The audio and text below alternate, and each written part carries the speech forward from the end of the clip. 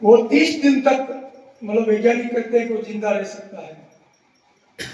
और हवा के बाद में दूसरा स्थान पानी का आता है। अगर हम प्यासे हैं तो 5 दिन से ज्यादा जीवित नहीं रह सकते। तो अपने जीवन में जल का कितना महत्व है वो आप सब जानते हैं। तो जल का दोहन, जल का दुरुपयोग और जल की प्राप्ति, 3 बातें हैं। जल का दोहन हम बिना मतलब नहीं करें। खेती हम कर रहे हैं लेकिन हमारी खेती विज्ञान सम्मत नहीं है। इजराइल में खेती होती है, वो जमीन से 1 फीट नीचे एक तिरपाल बिछाते हैं और कम पानी में वो बहुत अच्छी खेती करते हैं। हम इसको ऊपर यमराज जी भी धर्मराज जी भी नहीं बख्शते हैं। इसलिए हम खुद इसका उपाय है और हम सब अगर मान लो ठान लें कि हम कम पानी का उपयोग करेंगे तो शायद पानी बच सकता है। आजकल रेन हार्वेस्टिंग का भी है। जैसे डॉक्टर साहब ने बताया कि हम गांव के लोग हैं, एक कप बहुत बना लेते हैं, मीठा पानी पीते हैं, तो वो पानी छत का पानी उसमें स्टोरेज हो जाता है। हम फैक्ट्री चलाते हैं तो हमारी छतें भी बहुत बड़ी बड़ी होती है, तो उसका पानी वैसे नालों में नाली में देकर चला जाता है। गवर्नमेंट ने अभी सभी फैक्ट्री वालों को कहा है कि आप उस पानी को जमीन में डालो।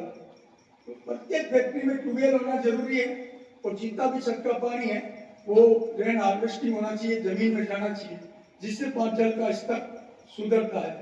वो है प्रिजर्वेशन ऑफ ग्लेशियर्स। तो सबसे पहले मैं बात करना चाहूंगी कि ग्लेशियर्स क्या होते हैं। हम जानते हैं कि ध्रुवों पर और पहाड़ों पर जो बर्फ जमी है उसका भंडार है, उसी को ग्लेशियर बोलते हैं।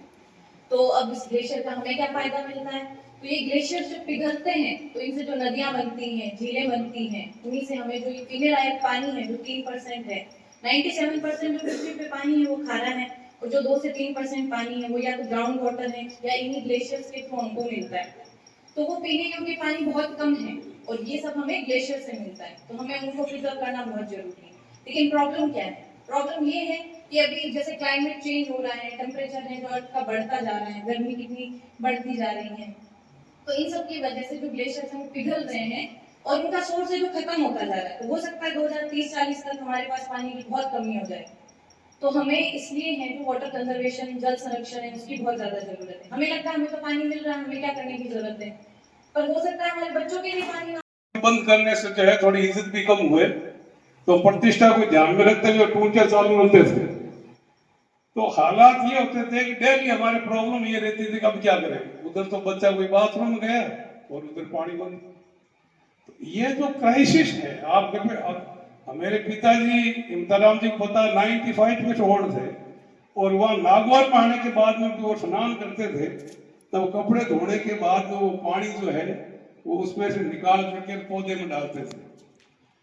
और ये जो पीने के पानी की जो बात है बेटा, ये तो एक आपा इन मामला में गांव वाला काफी ठीक है कि मकान पूरा हौड़ बने या नहीं बने, लेकिन मीठा पानी तो बहुत जरूर बना हो। ये एक बहुत बड़ी, हर घर के अंदर जो है लगभग गांव से जो भी लोग शहर के अंदर आते हैं की सबसे बड़ी समस्याएं थी, ये हमारे बुजुर्ग जानते हैं। इसीलिए हर गांव में, हर खेत में, हर घर पे पौध बनाने की जो प्रक्रिया चली थी वो हमारे बुजुर्गों ने उस समय ये तय कर लिया, सोच लिया कि आने वाले वक्त में जल की कमी रहेगी और इसमें पहले से उपाय कर लें तो आने वाली पीढ़ियां याद रखेगी और पीढ़ियां परेशान नहीं होगी। ये हमारे बुजुर्गों ने सोचा था।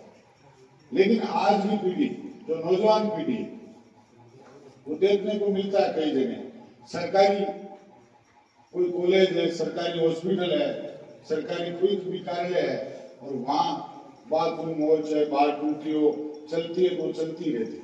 जब तक टंकी में पानी है तब तक वो टूटी चलती रहती है, कोई परवाह नहीं करता।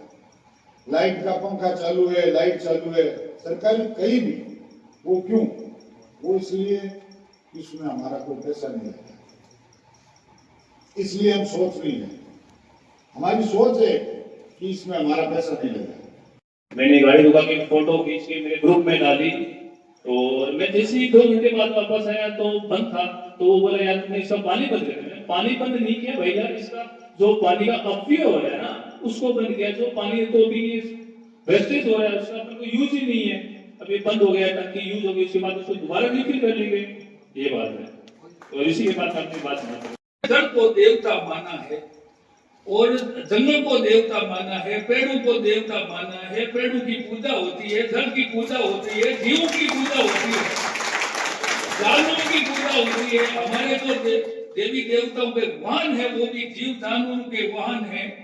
और जल को जो पूजा गया है, जल देवता माना गया, इस जल का जो अपमान हो रहा है वो धीरे धीरे धीरे धीरे मतलब इतना नुकसान पैदा करेगा, संकट पैदा करेगा, न जाने क्या स्थिति होगी। और त्राई त्राई मचेगी। मैं आपको बताऊं 10 रुपये 15 रुपये 20 रुपये बोतल तो आज मिल रहा है। जब कहीं आप जाते हो सफर करने के लिए, आपको प्यास लगती है बहुत बड़ी भयंकर। जल की कीमत उसको पता है जिसके कंठ सूख रहे हैं। मेरे को अगर पूरे दिन पानी नहीं दिया जाए तो मेरे कंठ सूखने लग जाएंगे, पूरी तरह बुरा हाल हो जाएगा इस गर्मी में। तो फिर मैं त्राई त्राई मचेगी कि बोले पानी पानी पानी। तो फिर क्या है कि उसको जल की कीमत का पता है। बच्चों को जब मैं तो ये बताता हूँ कि ये जो सारा जो मामला था ये कैसे बिगड़ा न जाने पता ही नहीं। कोई किसी के भरोसे नहीं था। आज से 50-60 साल 70 साल पहले कोई किसी के भरोसे नहीं था, केवल भगवान के भरोसे रहते थे। हर कोई हमारे बुजुर्ग और हमारे तो माता पिता और दादा दादी सब भगवान के भरोसे रहते थे। आज सारा का सारा आदमी राज के भरोसे हो गया। आदेश करो। बच्चों को आने दो, सब फोटो में मार के निकलेंगे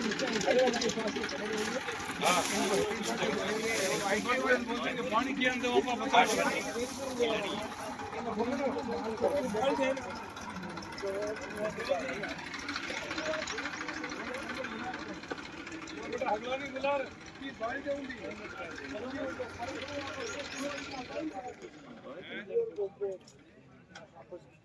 और शेर जी लगे